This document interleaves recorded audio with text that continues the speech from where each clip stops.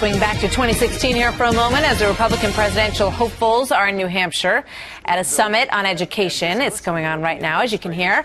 Organizers are saying that they hope the candidates leave their talking points on the campaign bus and have a, quote, urgent conversation about failing U.S. schools, a very important topic in this country.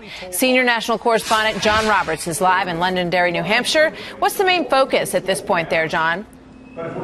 Martha, good morning to you. Main focus is one of the biggest issues facing both voters in this election and the candidates, how they would deal with things like school choice, Common Core, etc. Governor John Kasich from Ohio on the stage behind me. This, as far as I can recall, at least during presidential elections, is the deepest dive in education I've seen. 6 Republican candidates here today. The Democrats will get their chance in Iowa in October. Common Core is a big topic of conversation here. 2 governors, Jeb Bush and John Kasich, who's on the stage behind me, both supported. Others, like Bobby Jindal, have actually gone to court to oppose it. Another big topic today, the balance between the federal involvement and local control and how to find the right equation there.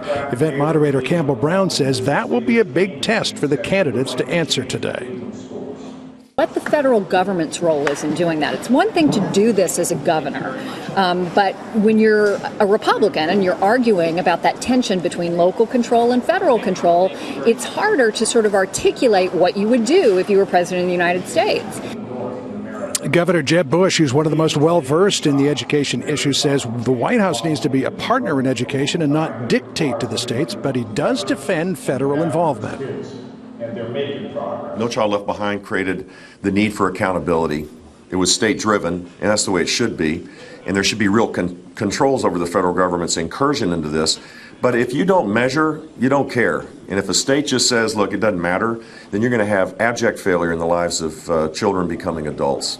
One of the things that Governor Bush said that he would do in order to better educate children is to expand those literacy programs like they have in Florida for 4-year-olds by taking federal dollars for early learning and repurposing them to literacy-specific programs. Martha? Well, we slip behind so many of the major industrialized countries in math and in science, so it's an urgent topic. So school choice, obviously, always is a main focus in these conversations. What are we hearing from these candidates on that?